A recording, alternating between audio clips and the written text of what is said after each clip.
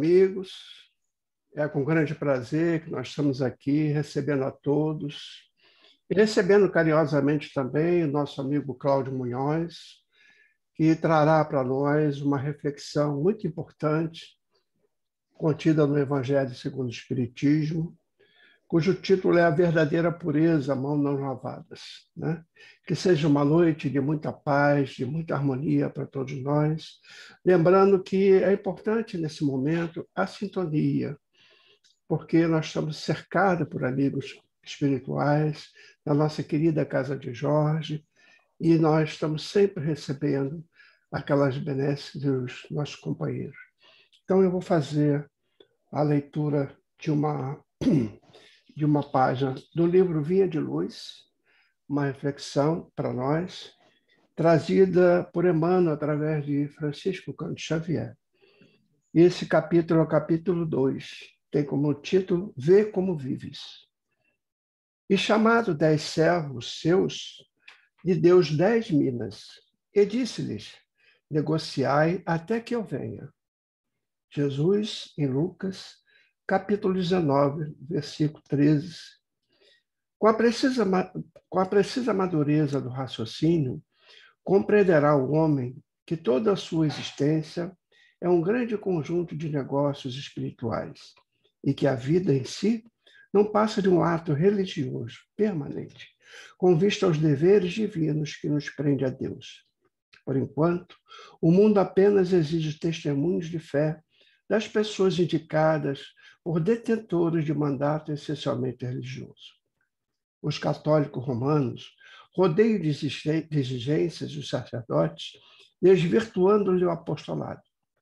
Os protestantes, na maioria, atribuem aos ministros evangélicos as obrigações mais complexas do culto. Os espiritistas reclamam de doutrinadores e médiuns as supremas demonstrações de caridade e pureza, como se a luz e a verdade na nova revelação pudesse constituir exclusivo patrimônio de alguns cérebros falíveis. Urge considerar, porém, que o testemunho cristão, no campo transitório da luta humana, é dever de todos os homens, indistintamente. Cada criatura foi chamada pela providência a determinado setor de trabalho espiritual na Terra. O comerciante está em negócio de suprimento e de fraternidade. O administrador permanece em negócio de orientação, distribuição e responsabilidade. O servidor foi trazido a negócio de obediência e edificação. As mães e os pais terrestres foram convocados a negócio de renúncia, exemplificação e devotamento. O carpinteiro está fabricando colunas para o tempo vivo do lar. Os cientistas vivem fornecendo equações de progresso que melhorem o bem-estar do mundo. O cozinheiro trabalha para alimentar o operário e o sábio. Todos os homens vivem na obra de Deus, valendo-se dela para alcançar um dia a grandeza divina. Os usufrutários de patrimônios que pertencem ao Pai encontram-se no campo das oportunidades presentes, negociando com os valores do Senhor, em razão dessa verdade, meu amigo. Vê o que faz e não te esqueça de subordinar teus desejos a Deus nos negócios que por algum tempo te foram confiados no mundo. Querido Jesus, bom e amado Mestre, mais uma noite de trabalho, de reflexões em nossa querida Casa de Jorge. E aqui estamos com o nosso companheiro Cláudio, a quem nós pedimos o amparo, a proteção, a direção mediúnica desse trabalho, para que ele venha, Senhor, trazer os seus ensinamentos e as reflexões que deixaste para nós. Que seja uma noite de muita paz, de muita harmonia. Que possamos, assim, iniciar nosso trabalho, com a graça de Deus. Muito bem, meu amigo Cláudio, obrigado pela presença, pela oportunidade. E estamos, assim, passando a palavra para você. Deus te acompanhe. Muito obrigado, boa noite a todos os queridos companheiros. É com muita alegria que retornamos à casa para vermos fazer uma reflexão acerca do Evangelho de Jesus, à luz da nossa doutrina espírita. Que esta reflexão possa nos trazer entendimento em espírito e verdade e que esse entendimento venha nos fortalecer para a nossa luta diária nesse desafio que tem sido a presente encarnação. O tema de hoje é a verdadeira pureza, as mãos não lavadas. E essa passagem ela é abordada no capítulo 8 do Evangelho segundo o Espiritismo, nos seus itens de 8 a 10. E nós vamos fazer uma reflexão sobre... São duas passagens que nós vamos encontrar no Evangelho, abordando essa questão, esse tema, e nós vamos procurar, primeiramente, contextualizar a passagem, localizando-a em tempo e espaço, e também entrando na questão dos costumes do povo, para podermos entender, diante de uma situação que faz parte do dia a dia das pessoas, o que Jesus vai nos propor em termos de ensinamentos espirituais.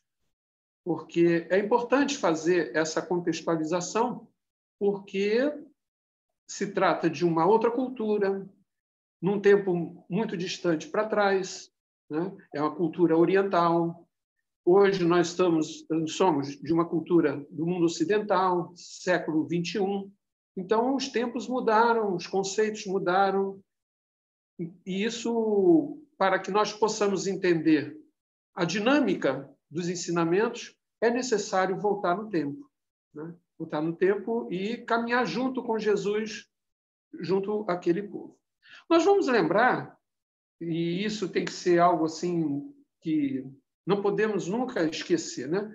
Jesus nasceu judeu, viveu como judeu, foi criado como judeu, participou, ao longo de sua vida, de toda a tradição do próprio povo em relação à religião, e morreu também como um judeu. Quando Jesus realizou seu ministério, ele era visto pelos demais judeus como um líder de uma seita judaica. Da mesma forma como existiam os fariseus, os saduceus, os essênios, os zelotes, Jesus era um líder judeu de uma seita. Porque o judaísmo... Ao longo do tempo, Jesus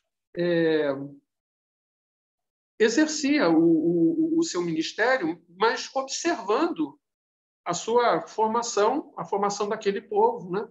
E nós vamos entrar num detalhe que ele coloca logo assim no início. Nós vamos encontrar isso no Sermão do Monte, em que ele nos diz: não cuideis que vim destruir a lei ou os profetas, não vim abrogar, mas dar cumprimento.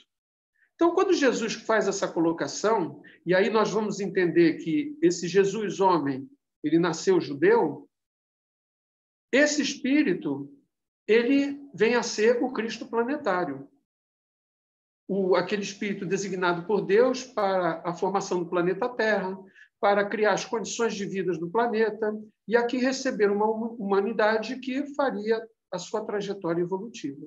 Então, no âmbito espiritual, Jesus é essa presença, a do Cristo planetário, que, num dado momento da sua programação, da programação que ele elaborou para nos trazer, vamos dizer assim, um programa evolutivo em que consiste na primeira, na segunda e na terceira revelações, ele,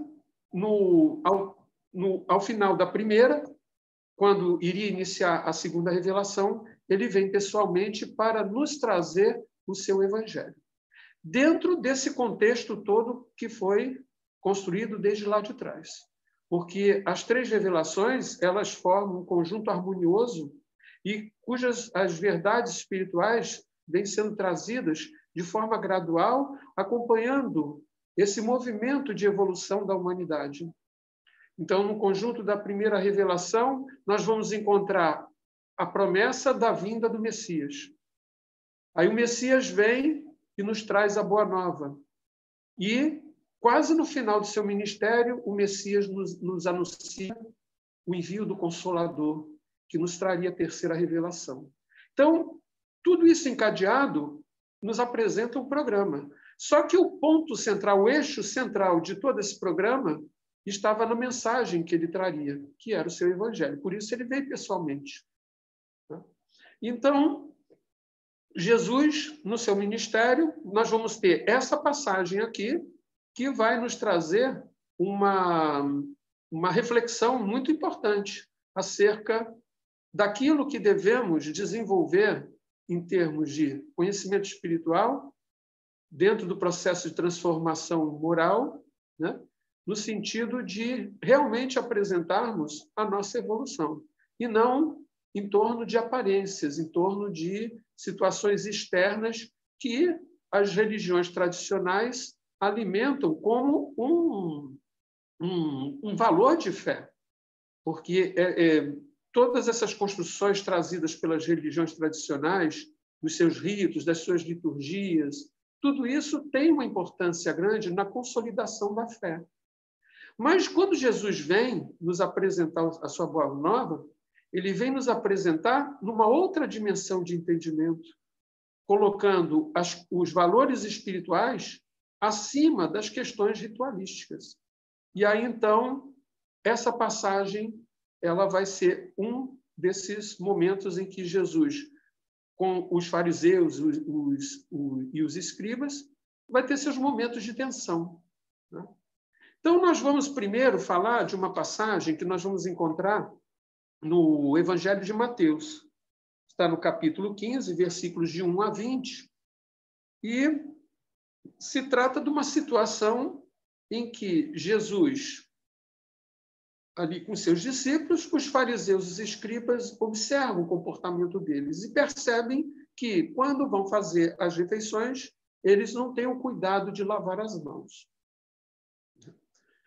Então, os fariseus vão dizer o seguinte para Jesus, vou fazer uma pergunta: por que transgridem os teus discípulos a tradição dos anciãos? Pois não lavam as mãos quando comem? E aí Jesus, respondendo, disse-lhes: por que transgredis vós também o mandamento de Deus pela vossa tradição? Porque ordenou, dizendo: honra teu pai e tua mãe, e quem maldisser ao pai e à mãe, morra de morte. Mas vós dizeis: qualquer que disser ao pai e à mãe, é oferta ao Senhor, e o que poderias aproveitar de mim, esse não precisa honrar nem ao pai, nem à mãe, nem à sua mãe. E assim invalidastes, pela vossa tradição, o mandamento de Deus. E aí ele vai completar mais adiante dizendo o seguinte: o que contamina o homem não é o que entra pela boca, mas o que sai da boca, isso é o que contamina o homem. Então vamos voltar essa passagem. Os fariseus, percebendo que Jesus e os discípulos não lavam as mãos, como era da tradição, né, antes das refeições, eles questionaram Jesus o porquê disso. Por que Jesus transgride as tradições? E aí nós vamos dar uma parada para tentar entender como o judeu entendia a lei, né? Então, quando Jesus diz: eu não vim destruir a lei, a que Jesus estava se referindo? Ao conjunto de leis que nós vamos encontrar nas escrituras sagradas judaicas, que, no caso nosso, está representada no Antigo Testamento da Bíblia. E, propriamente dito, o livro da Torá, que é o livro da lei, ele corresponde aos 5 primeiros livros que são atribuídos a Moisés, né? São eles: Gênesis, Êxodo, Levítico, Números e Deuteronômio. Nesses 5 livros, atribuídos a Moisés, estão contidas as leis, né? Entre outras coisas ali, mas as leis estão contidas ali. Mas, ao longo das Escrituras, também vamos encontrar as leis sendo ampliadas, sendo entendidas, ensinadas pelos profetas, ajustadas por eles. E os profetas são emissários da espiritualidade, com a missão de reordenar todo o programa, né? Porque nós temos uma constatação histórica de que a humanidade, ao longo do tempo, ela vai desvirtuando os ensinamentos. Daí a necessidade dessas 3 revelações, porque uma iria dar continuidade à outra, porém colocando aquilo que estava fora dos trilhos nos trilhos, né? Então, essa era a proposta. E aí, quando Jesus é indagado por que você e os seus discípulos transgridem a tradição dos anciãos, Jesus responde com uma outra questão. Porque, no entendimento da lei, o que nós temos? A parte que é divina, e aí representada pelos 10 mandamentos, e outras leis que são trazidas diretamente da espiritualidade.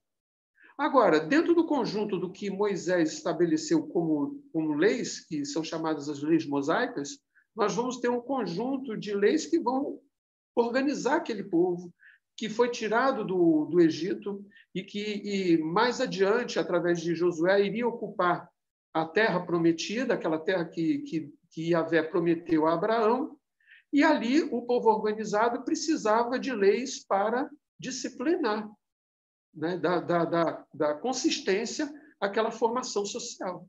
Então, daí a necessidade. E também, ao longo do tempo, os anciãos, que eram aqueles homens reconhecidos na sociedade como os guardiões da lei, que faziam cumprir a lei ali nas aldeias, nas cidades, etc., eles, ao longo do tempo, também criaram suas tradições, as tradições do povo, que aí já vem recheada de uma série de desvirtuamentos, adequando as leis às necessidades e conveniências da sociedade, principalmente de uma elite. Isso sempre existiu na história da humanidade. Então, nós tínhamos um conjunto que era formado por leis divinas, as leis humanas, mosaicas, e a tradição dos anciãos.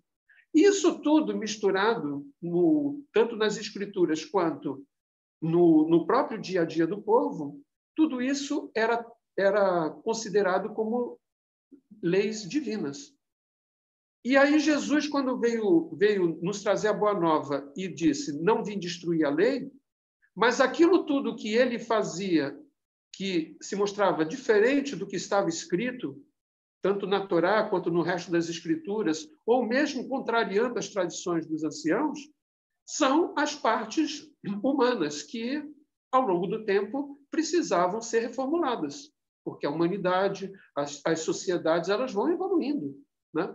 Então, é preciso ajustar. Tudo que é criado pelo homem passa por ajustes, mas o que vem de Deus é imutável, é perfeito. Então, Jesus fazia essa separação.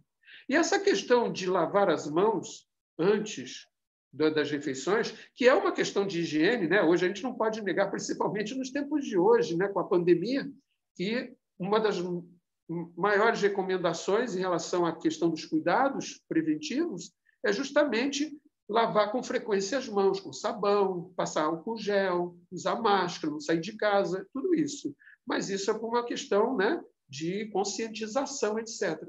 Mas, naquela época, não havia essa preocupação. E a preocupação maior que era colocada aqui era em relação ao rito, porque o ato de lavar a mão ele exigia uma série de providências que, se não observadas assim de forma correta, a pessoa tinha que fazer tudo de novo, né? Encontrou um cisco na mão, etc., tinha que repetir tudo, porque era imprescindível que as mãos estivessem puras. E isso tinha um significado também espiritual para eles, né? Além do que, também sabemos que com as mãos sujas podemos, ao pegar o alimento, vamos contaminar. Mas ainda não tinha aquela consciência, né, científica disso. E era mais por uma questão de ritual espiritual, dentro de uma situação material comum do dia a dia. E Jesus sofria essa censura, porque vós transgredis a tradição dos anciãos. Aí Jesus vai colocar, por que vós transgredis a lei de Deus através das suas tradições? E aí ele vai citar justamente esse ponto, né? Que ele diz assim, porque a lei ordena dizendo, honra a teu pai e tua mãe, e quem maldisser ao pai e à mãe, morra de morte. né? Isso aqui é uma conjugação do que está nos 10 mandamentos e a lei mosaica. Porque nos 10 mandamentos diz assim, honrarás a teu pai e tua mãe, né? Para que sejais merecedores, para que sejam merecedores de coisas melhores no futuro, coisas desse tipo. Mas Moisés, ao desenvolver as suas leis, pega essa questão do honrar pai e mãe e coloca aquele que desonrar seu pai e sua mãe será punido com pena de morte. Então, a lei mosaica estabelecia isso. Só que a tradição dos anciãos criou vamos dizer, um artifício. Por exemplo, o que Jesus diz aqui? Mas vós dizeis, qualquer que disser ao pai ou à mãe, é oferta ao Senhor, o que poderias aproveitar de mim, esse não precisa honrar nem a seu pai, nem a sua mãe. Vamos tratar um exemplo. Por exemplo, os filhos, eles vão crescendo e aí eles começam a trabalhar, adquirem propriedades. É claro que tem aquela lei da primogenitura, tem a lei de herança, tudo isso envolvido, mas cada um, na sua vida, vai construir o seu patrimônio.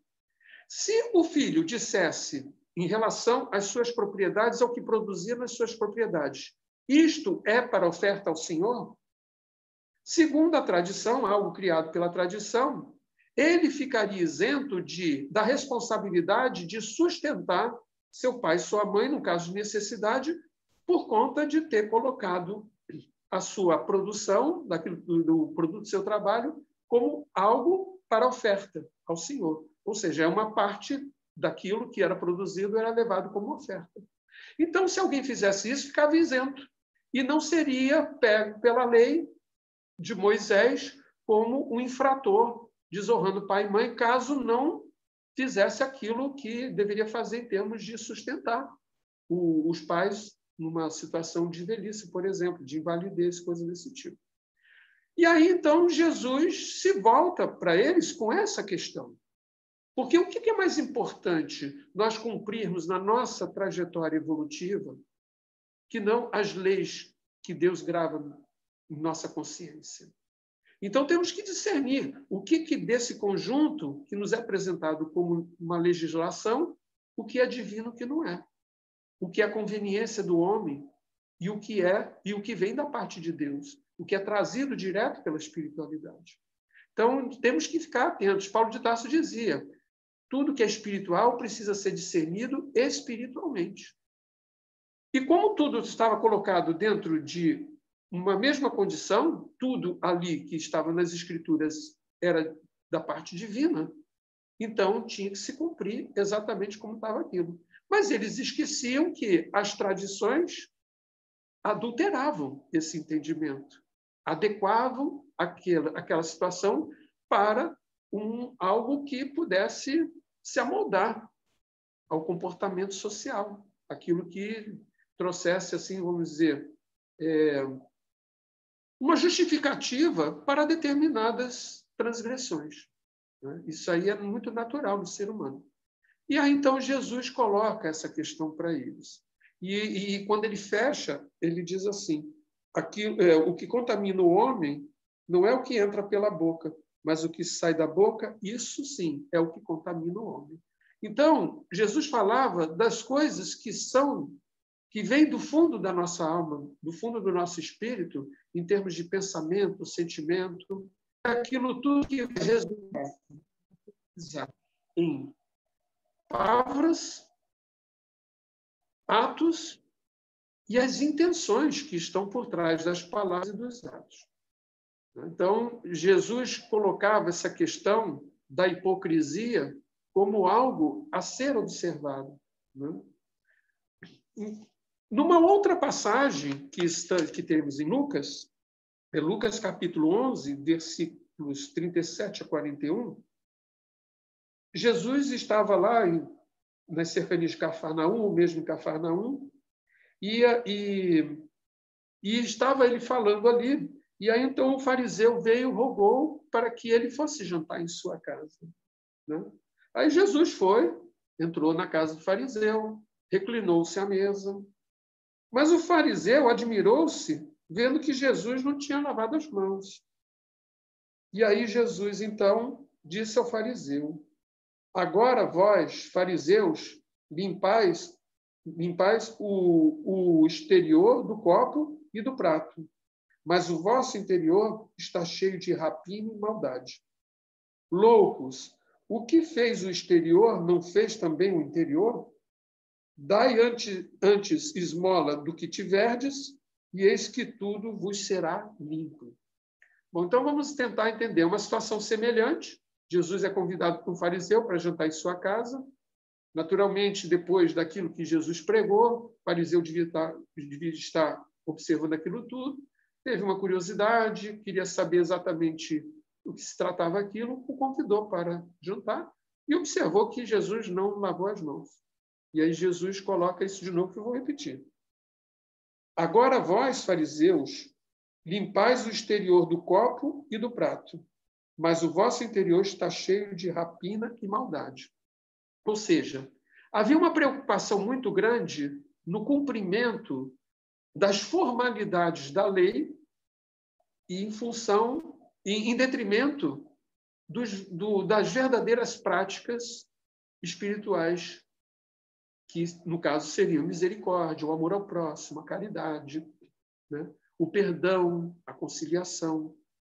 Mas isso nós não íamos encontrar no conjunto da primeira revelação, porque a preocupação maior era estabelecer os parâmetros da lei para disciplinar um povo, para poder fortalecer essa construção da fé naquele Deus, que era o Deus daquele povo, que protegia aquele povo, e que isso foi estabelecido através de uma aliança, de um acordo.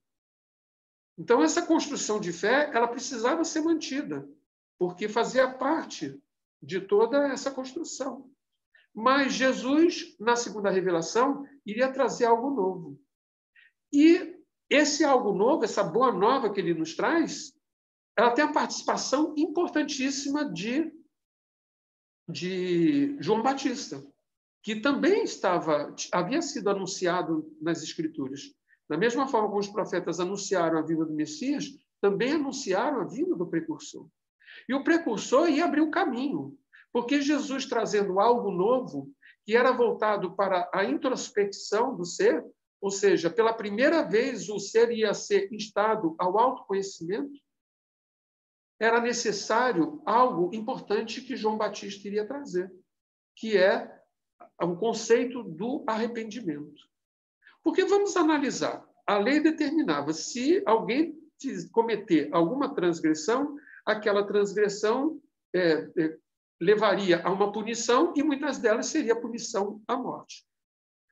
Então, como alguém ia admitir uma transgressão publicamente? Não, tinha que cumprir. E aqueles que não cumpriam, tratavam de esconder, para que não fossem pegos. E aí seriam levados aos anciãos, ao sinédrio, para serem julgados. Quando o João Batista vem, ele traz a sua teologia do arrependimento. Então, ele constrói um discurso veemente, com aquela característica própria de João Batista, para acordar aquele povo adormecido. E aí, então, ele passa o conceito de arrependimento. Após isso, as pessoas que aceitavam aquele discurso dirigiam-se a ele, confessavam publicamente os seus pecados, suas transgressões, e aí, através de um ritual que ele elaborou, no sentido de que consolidasse aquele entendimento, ele mergulhava a pessoa, depois a pessoa emergia, e quando ela emergia, vinha com uma proposta de mudança, através do quê? Do arrependimento. E aí ela estaria pronta para seguir Jesus. Porque logo a seguir, quando Jesus passou, Jesus era primo dele, mas João Batista não tinha ideia de que Jesus, o primo dele, era o Messias. Mas a espiritualidade diz, aquele que visse passar e um anjo pousar sobre ele, este é o Messias. Então, quando Jesus passou assim, um espírito desceu sobre Jesus, através da sua mediunidade, João Batista viu, e ali disse, eis o Cordeiro de Deus que tira os pecados do mundo. E, a partir de então, aqueles que seguiam João Batista, que aceitaram a sua teologia do arrependimento, passaram a seguir Jesus. Porque, para entender o Evangelho de Jesus, era imprescindível que a pessoa fosse tocada pelo arrependimento. Porque sem arrependimento, o que vamos entender e aceitar dos ensinamentos de Jesus? Né? Então, João Batista lançou a máxima: arrependei-vos, porque é chegado o reino dos céus. E Jesus inicia o seu ministério da mesma forma: arrependei-vos, porque é chegado o reino dos céus. Então, estava posta aí essa nova dimensão de entendimento espiritual. Porque, até então, os valores espirituais eles foram trazidos, mas eles foram construídos em fundamentos materiais, de entendimento da vida material daquelas pessoas. Agora, Jesus ele estava trazendo a proposta da transposição das águas, de fazer descer os ensinamentos espirituais, entendidos em espírito e verdade, ou seja, de forma transcendente, mas colocados sobre fundamentos espirituais. Então, era uma mudança que ele trazia para o entendimento. Era a continuidade daquilo que foi ensinado, mas dentro de um novo patamar de entendimento. Então, ele nos faz essa colocação aqui. E quando ele diz assim, vós estáis muito preocupados em limpar o copo e o exterior do copo e do prato, né? Ou seja, cuidar da aparência, da parte exterior. Mas, por dentro, estáis cheios de rapina e de maldade. Ou seja, cuidam da aparência, mas não cuidam de se transformar intimamente. Os profetas já alertavam para isso. Isaías, Jeremias, Oséias. Né? Isaías, por exemplo, falava abertamente que Deus já estava farto de receber o sangue das ofertas. Ele queria que as pessoas tivessem mais amor entre elas, mais misericórdia. Oséias também tem uma passagem clássica, Oséias 6:6, né? Misericórdia quero e não holocausto, ou seja, misericórdia quero e não sacrifício. Por quê? Porque a prática exterior da religião ela ocupava um espaço muito grande, havia uma preocupação muito grande quanto ao seu cumprimento, ao cumprimento exterior da lei, mas não se cuidava da questão interna.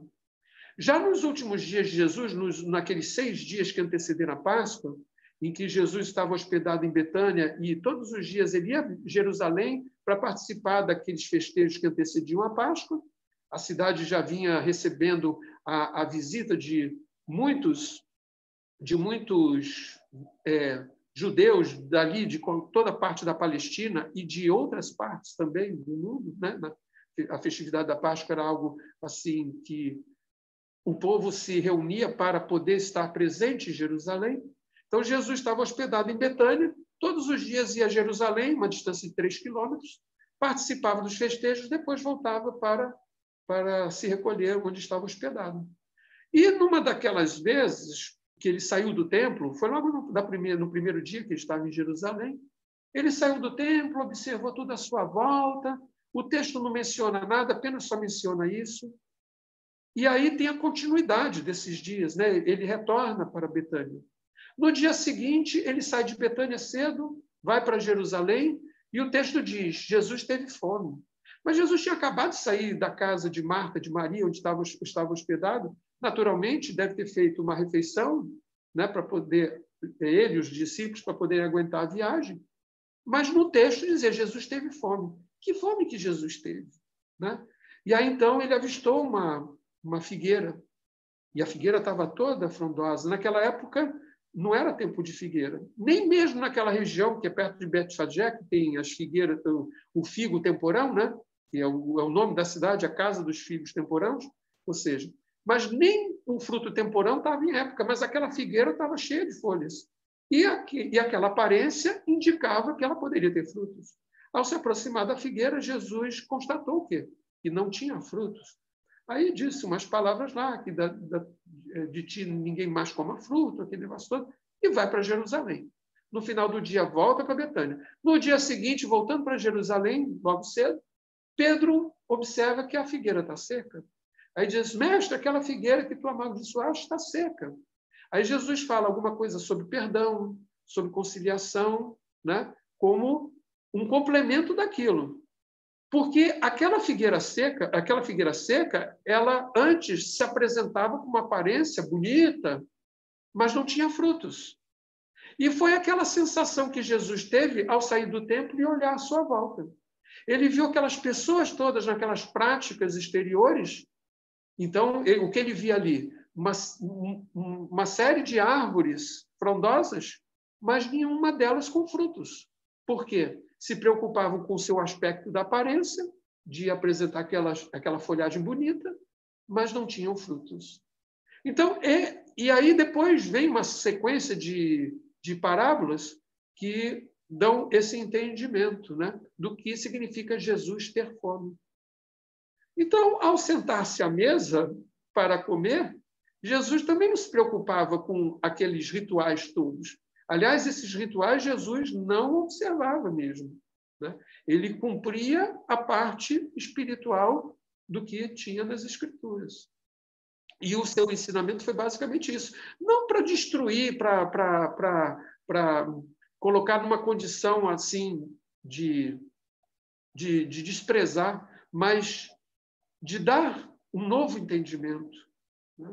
Então, essa é a questão colocada.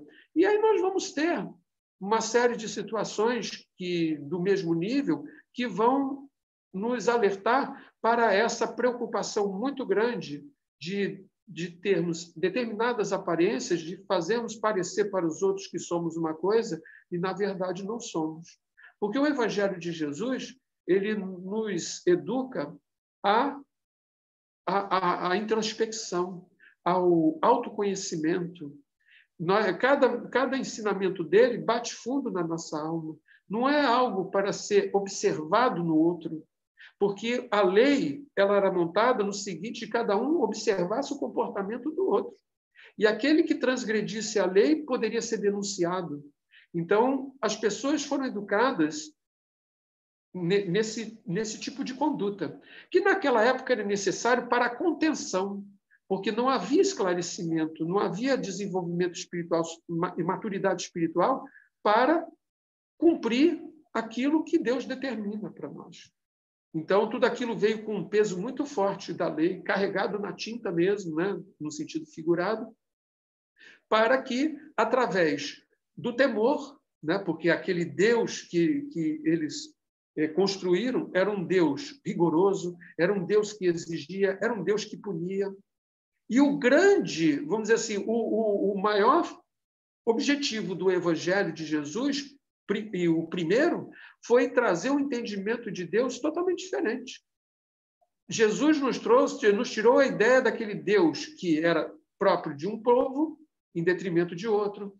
Ele é um Deus rancoroso e vingativo, e nos apresenta um Pai infinitamente justo e bom, amoroso, misericordioso, Pai de toda a humanidade, que não fazia distinção, né? Paulo de Tarso também dizia: Deus não faz acepção de pessoas, porque já era o entendimento desse Pai misericordioso que Jesus nos trouxe. E a ideia de um Pai misericordioso muda totalmente o entendimento que vamos ter dos ensinamentos espirituais. Porque a misericórdia não vem acompanhada de castigo nem de punição. A misericórdia vem acompanhada de ensinamento, de oportunidades que vão ao infinito para nós podermos empreender a nossa marcha evolutiva. Essa é a questão. Esse é o ponto central. E com o advento da terceira revelação, que aí o que Jesus traz na segunda revelação, no seu evangelho, eu coloco para o pessoal que estuda comigo. Ele trouxe tudo que você puder imaginar, vai encontrar no evangelho. Não ficou nada de fora. A única questão é que Jesus não pôde explicar tudo de forma detalhada, porque ainda a humanidade, naquela época, não estava preparada para ter conhecimentos que deveriam ser trazidos mais tarde. Daí ele ter nos prometido enviar o Consolador. Porque através do Consolador, o Espírito de verdade que nos traria a verdade, que ficaria conosco para sempre, que daria testemunho daquilo que ele nos ensinou, né? E que nós, naquela época que Jesus veio, não tínhamos condições de suportar, somente através do amadurecimento é que iríamos entender o que a espiritualidade estava nos propondo em termos de ensinamento.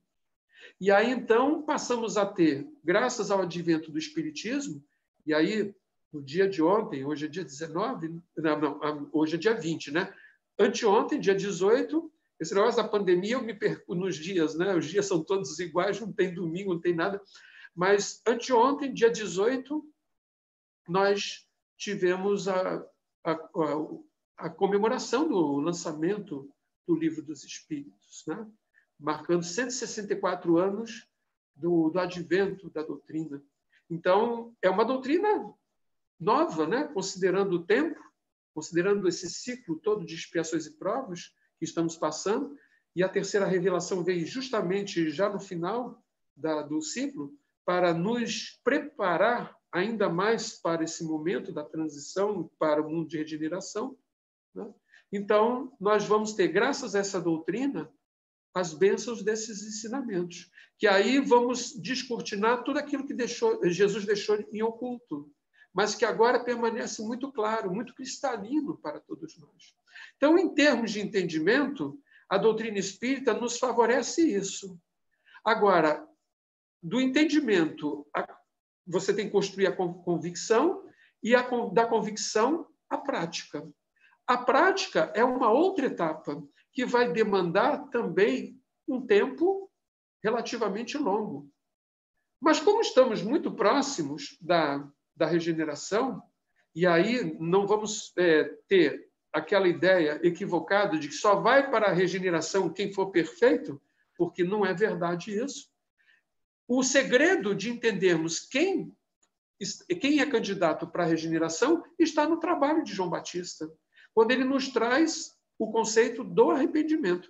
Porque, uma vez arrependidos e recebendo os ensinamentos de Jesus e considerando-o como o nosso roteiro de evolução, e a partir daí passamos a trabalhar o autoconhecimento, a autoaceitação, a autoestima, o autoperdão, para, na relação com o nosso irmão, podermos também aceitá-lo, estimulá-lo, perdoá-lo, e assim podermos ter uma convivência cristã, e dentro desse contexto nós entraríamos em comunhão com Deus. Esse é o cumprimento do mandamento maior, a essência, vamos dizer assim, do Evangelho de Jesus. Aí sim, nós teríamos, nesse início de transformação, como Paulo também diz, a morte do homem velho para nascer um homem novo. Esse nascimento do homem novo é a proposta de mudança que já demos início e que nos colocará, muito provavelmente, como candidatos à regeneração. Para darmos continuidade já num ambiente melhor, num ambiente mais leve, sem essas pressões que sofremos a todo instante. E aí o risco dos desvios ele se torna menor, porque vamos nos concentrar mais ativamente nos elementos que vão nos permitir a transformação moral. Então, esse ensinamento de Jesus, ele nos coloca diante daquilo que efetivamente devemos nos preocupar. É com a asepsia interior do nosso espírito. Vigiai e orai, de seguir as boas práticas, ter misericórdia, compaixão, perdão, conciliar com o adversário, reparar os nossos erros, enfim, todo esse conjunto, dentro do conceito da caridade conforme Jesus entende, que é benevolência para com todos, indulgência para com as imperfeições alheias e perdão das ofensas. E aí nós temos a parábola do bom samaritano, que é, vamos dizer assim, a exemplificação do que via a ser a caridade conforme Jesus entende. Tem a parábola do filho pródigo, que é a nossa própria trajetória espiritual, né? Quando nós recebemos a herança do Pai, né? Pedimos a herança do Pai e ele nos cria simples ignorantes e nos coloca para fazermos a nossa caminhada. Nessa caminhada, nós invariavelmente conhecemos o fundo do poço, para, no fundo do poço, nos arrependermos e termos a consciência de que é preciso tomar o caminho de volta em direção à casa do Pai, que está dentro de nós. E como Yahvé prometeu a Abraão a posse de uma terra, e aqueles poços ali com água corrente permitiram que aquele povo permanecesse naquela terra, em algumas partes até inóspitas, e ali eles puderam ter a posse da terra, no encontro com a mulher samaritana, à beira do poço de Sicar, né? Jesus oferece a água viva, e a água viva ela vai ser aquela água apresentada para que cada um de nós possa tomar a posse do reino dos céus que está dentro de nós. Então, essa questão também é uma transposição de águas que o Cristo nos traz, do entendimento dos seus ensinamentos em espírito e verdade, para que, através desses ensinamentos, possamos transcender e, assim, caminhar mais firmemente em direção à luz. Muito obrigado pela oportunidade. Que a paz de Jesus esteja com todos nós agora e sempre, que assim seja, graças a Deus. Nós que agradecemos, Cláudio, esse trabalho rico em conhecimento, né? Importante para a nossa trajetória, porque é exatamente isso, né? A gente tem que buscar a essência, né? Dos ensinamentos, o que a Boa Nova nos traz, o que os nossos amigos espirituais nos traz, para realmente a nossa transformação íntima. Obrigado, que Jesus te ilumine, ampare e proteja sempre. Nós vamos agora encerrar com uma prece o nosso trabalho. Querido Jesus, bom e amado Mestre, obrigado mais uma vez por essa noite de reflexões, de amparo, de proteção, da certeza que estás conosco sempre. E queremos te pedir, Senhor, o amparo e proteção para toda a humanidade, Senhor, para esse momento de dificuldades, de dores, de sacrifícios, né? De falta de entendimento de alguns também, Senhor. Que a tua paz envolva todos e que possamos, assim, em nome de Jesus, encerrar os trabalhos da noite de hoje. A graça de Deus. E aqui eu quero agradecer a todos os amigos que nos acompanham também. Tá? Obrigado pela presença e muita paz a todos. Obrigado, Cláudio, mais uma vez. Uma boa noite a todos. Boa noite.